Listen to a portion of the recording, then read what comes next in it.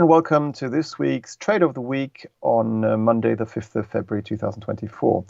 Now, on the 22nd of January, we wanted to go long the S&P 500 index, as you can see here, and we were waiting for a minor retracement lower to get into this trade, but didn't catch it because we're at a lower entry level.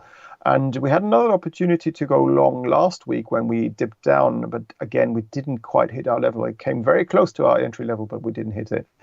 And then the trend continued. But if you did manage to do so because you had an earlier entry signal than I did, you could have ridden this trade all the way up to the current record high we saw here at 4,976 on this daily financial bet, with the psychological 5,000 mark remaining in focus. So that trade, if you manage to catch it, is still ongoing and looking pretty positive.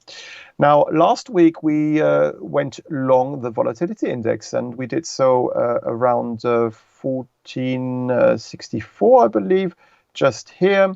That is looking good so far.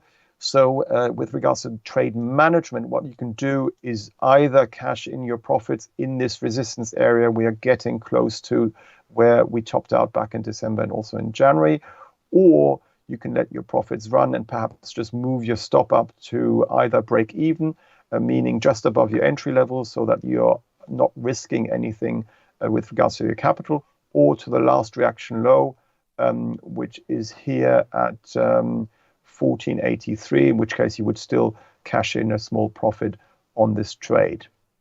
And this brings me to this week's trade of the week. What I would like to do is, because we've rallied so strongly in US markets and continue to make new all-time record highs, but are not seeing the same with regards to the Nikkei 225, I'm wondering whether we're starting to see the beginning of a corrective move, which does often happen, especially towards the last 2 weeks of February. So what I would like to do is to actually go against the trend in this case here, because we've got a tight stop, and go short the Nikkei 225 in anticipation of a trend line break and perhaps a retracement back towards the November highs.